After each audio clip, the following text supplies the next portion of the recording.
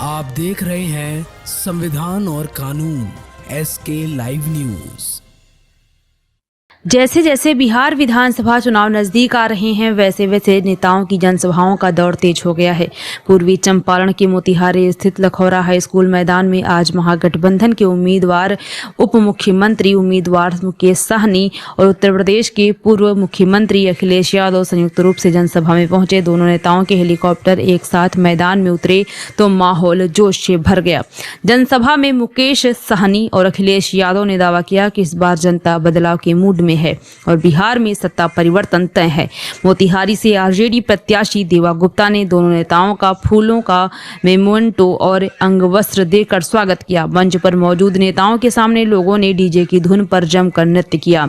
कार्यक्रम में नगर निगम की मेयर प्रीति गुप्ता ने भाषण दिया, जिसके बाद मुकेश सहनी और अखिलेश यादव ने मंच से केंद्र सरकार पर जमकर निशाना साधा और जनता से सरकार बदलने की अपील की। गठबंधन के साथी सभी को प्रणाम साथियों, अभी भी 6 जगह कार्यक्रम है। बस मैं आपसे अपील करने के लिए आया हूं कि हमारा छोटा भाई देवा गुप्ता जी यहाँ से चुनाव लड़ रहे हैं, राष्ट्रीय जनता दल के चुनाव चिन्ह लालटेन से।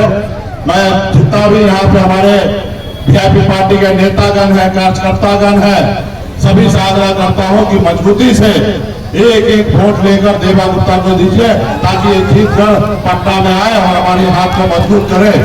और आप सब जानते ही कि आजाद भारत में पहली बार मैं तो धन्यवाद राहुल गांधी जी को देना चाहूंगा। आदरणीय राहुल गांधी जी, आदरणीय लालू प्रसाद यादव जी, तेजस्वी प्रसाद यादव जी, अखिलेश जी, सभी को मैं धन्यवाद देना चाहूंगा कि आजाद भारत में पहली बार बिहार प्रदेश में एक निषाद, एक अति पिछड़ा मल्ला का बेटा को डिप्टी सीएम का नाम का घोषणा हुआ साथी। और डिप्टी सीएम बनने के लिए कम से कम 122 विधायक चाहिए और 100 विधायक के 122 विधायक कैसे होगा? जब तक देवा गुप्ता भाई को चुनाव नहीं जिताइएगा तो कैसे संभव होगा? इसलिए अगर डिप्टी सीएम बनाना है एक ऐसे अति पिछड़ा मल्ला के बेटा को और तेजस्वी जी को सीएम अगर बनाना है तो सबसे पहले जरूरी है कि देवा गुप्ता को जिताना। पिछले साथियों, तमाम साथी से आग्रह करता हूं कि मजबूती से लड़िए, कोई भेदभाव नहीं है। ये सरकार को खार फेंकना है और बिहार में महागठबंधन की सरकार बनाना है, जो सामाजिक न्याय का सरकार होगा, जो आदरणीय लालू प्रसाद यादव जी का बुनियाद पे टिका रहेगा साथियों। आप सब जानते हैं कि लालू प्रसाद यादव जी का बुनियाद क्या है? जमीन पर बैठने वाले गुफा के कुर्सी पर बैठाने का ये है बुनियाद साथियों, ये है बुनियाद। और एक तरफ वो है जो दिल्ली में बैठे हैं और 56 इंच का सीना लेकर घूम रहे हैं और कह रहे हैं कि हमारा देश आगे बढ़ रहा है। ये देश के लोगों को इतना मूर्ख समझ रहे हैं। देश में 80 करोड़ लोगों को 5 किलो चावल पे ला दिया और कह रहे हैं कि हमारा देश आगे बढ़ रहा है। अब बताइए मोदी जी, आपका 5 किलो चावल नहीं चाहिए, आपका 5 किलो चावल नहीं चाहिए। हमारे बच्चे को पढ़ने के लिए स्कूल की व्यवस्था करें, हमारे बच्चे को पढ़ने के लिए स्कूल की व्यवस्था करें। आपका 5 किलो चावल नहीं चाहिए। हमारे बच्चे जब बीमार पड़े तो अच्छे हॉस्पिटल का व्यवस्था कराइए ताकि अच्छे से इलाज हो सके। हमको 5 किलो चावल नहीं चाहिए। यहाँ पे नौजवान खड़े हैं, बैठे हैं, मैं 5 किलो चावल नहीं चाहिए, 4 किलो हो गया। ये कब 4 किलो कटौती होगा भाई? यही सब हो रहा है मोदी जी के राज में। और कभी आएगा भी 3 किलो करेंगे कुछ दिन बाद। ठीक है, ये गुलाम बनाना चाह रहे हैं आपको। हमको मोदी जी आपका चावल नहीं चाहिए। यहाँ जितने नौजवान हैं उनके हाथ में काम दीजिए, उनको नौकरी दीजिए, हमें आपका चावल नहीं चाहिए। और ये कहते हैं कि हम चावल दिए, जैसे लगता है इनको पूर्वज जो है ना बहुत सारा संपत्ति छोड़ के गया, उसको बेच बेच के दे रहे हैं। अरे भारत सरकार का खजाना मतलब आपका खजाना, और उससे अगर चावल मिल रहा है तो कोई मेहरबानी कर रहा है? वो आपका हक और अधिकार है। तो इसलिए साथियों, कुछ लोग आपको गुलाम बनाना चाह रहे हैं। ये निर्णय आपको लेना है कि गुलाम बनना है कि सीना तान कर अपने आने वाला पीढ़ी के लिए लड़ाई लड़ना है। तो मजबूती से महागठबंधन में जिताइए। तो क्या आप वो जिता रहे हैं ना? जीत का माला पहना दे। ये तो हमको पहले से पता है कि देवा जो है मोतिहारी में हीरो है और इसको कौन रोकेगा? अरे क्या बोलता है रे, क्या बोलता है? तो ठीक है, माला पहना दे। चलो ठीक है, माला पहना दिए। बहुत बहुत धन्यवाद। हमारे भी बहुत हमारे साथ मंच पर वीआईपी पार्टी के राष्ट्रीय अध्यक्ष मुकेश जी, और जिनके लिए हम आप सब लोग यहाँ पर मौजूद हैं, जिनके लिए हम वोट मांगने आए हैं,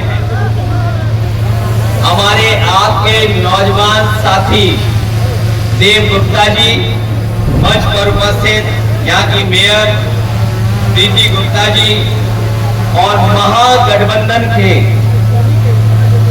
सभी हमारे नेता जो मंच पर हैं, सभी हमारे नेतागण, चुनावी जनसभा में आए हुए आदरणीय बुजुर्ग, माताएं, बहनें, नौजवान साथी और पत्रकार बंधुओं, मैं सबसे पहले आप सबका बहुत बहुत धन्यवाद और आभार प्रकट करना चाहता हूं।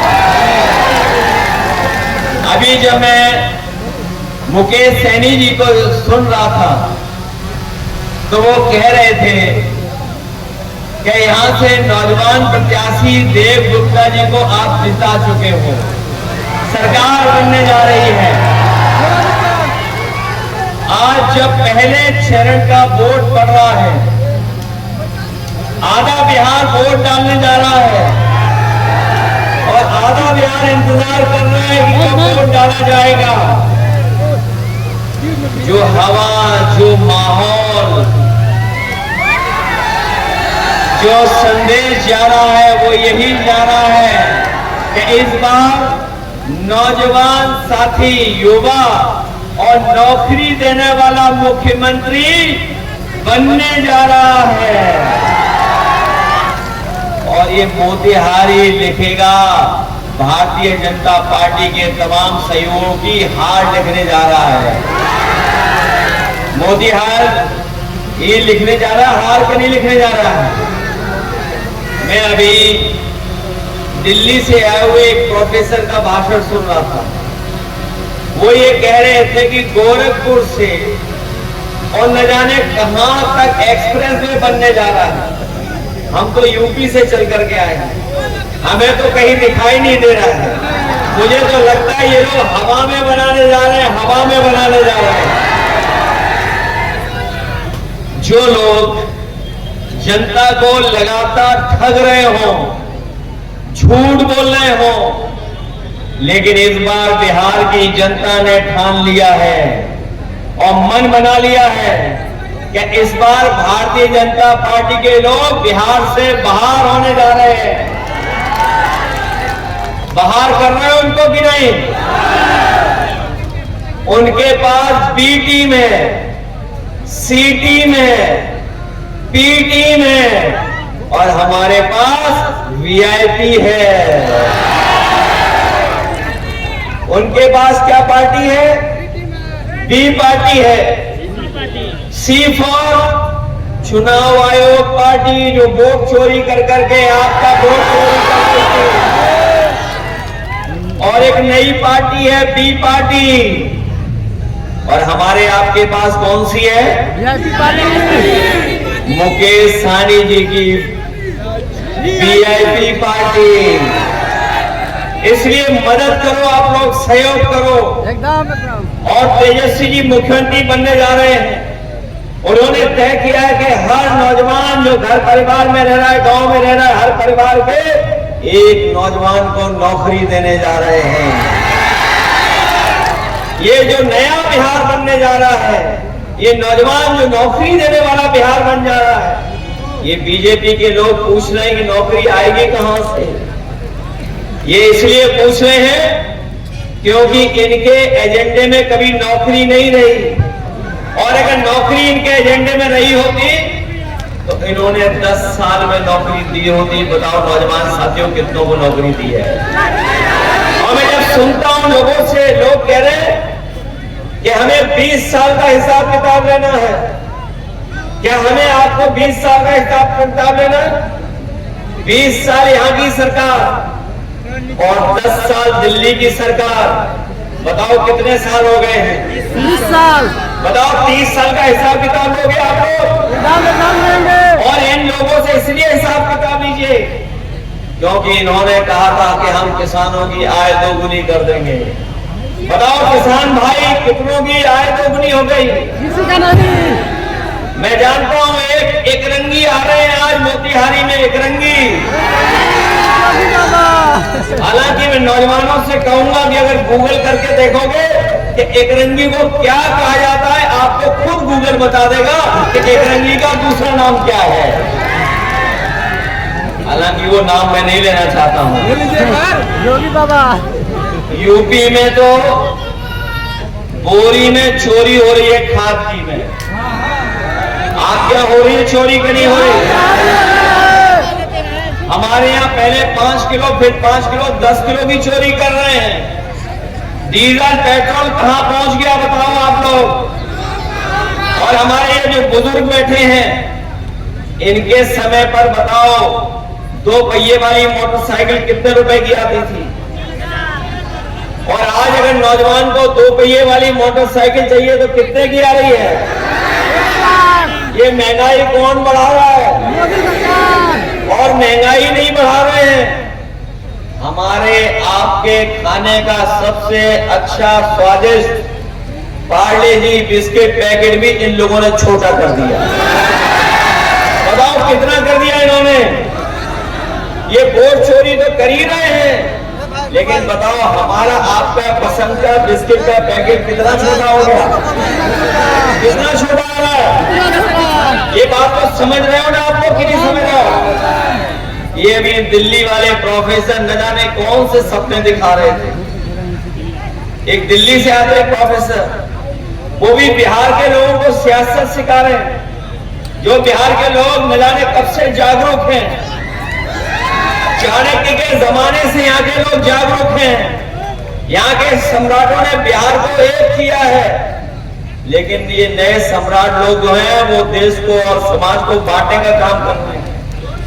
और अब तो उनके जो चुनावी दूल्हा हैं वो भी जान गए कि वो मुख्यमंत्री नहीं बनने वाले, उनके कोई माला नहीं डालेगा। बताओ कोई उन्हें। खबरों के लेटेस्ट अपडेट के लिए इसी तरह हमारे साथ जुड़े रहें और इस वीडियो को ज्यादा से ज्यादा शेयर करें।